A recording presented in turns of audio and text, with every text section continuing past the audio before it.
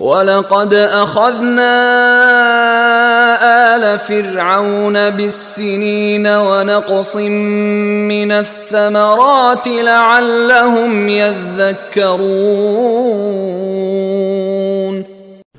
آگے بڑھنے سے پہلے دو باتوں کی وضاحت ہو جائے۔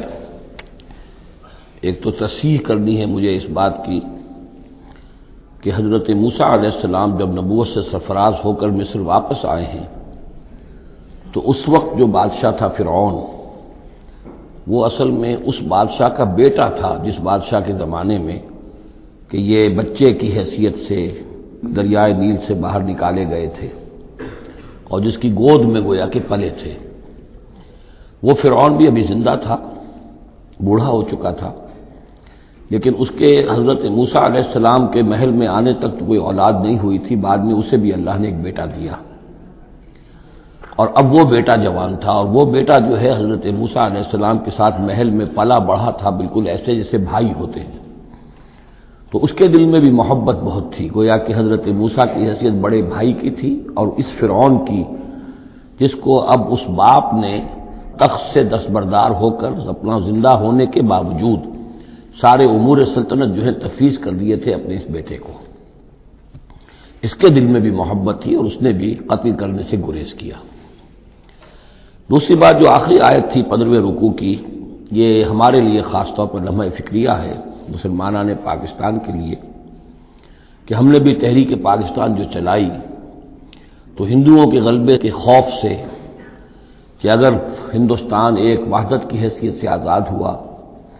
اور جو جدید دنیا کا جمہوری اصول ہے ون مین ون ووٹ،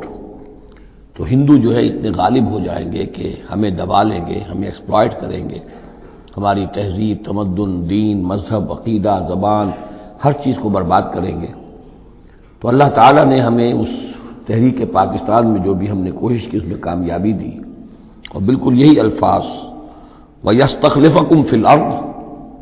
اور تمہیں زمین میں طاقت عطا کرے، قوت عطا کرے، حکومت عطا کرے، فَيَنْظُرَ كَيْفَ تَعْمَلُونَ، پھر وہ دیکھے گا تم کرتے کیا ہو،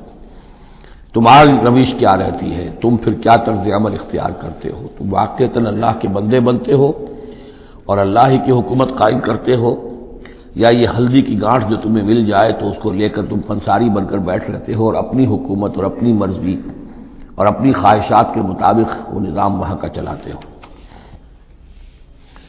وَلَقَدْ أَخَذْنَا آلَ فِرْعَوْنَ، اور وہی قانون جو کہ سورہ انعام میں بھی آیا تھا، سورہ اعراف میں بھی، جب حضرت موسیٰ علیہ السلام آل فرعون کی طرف آئے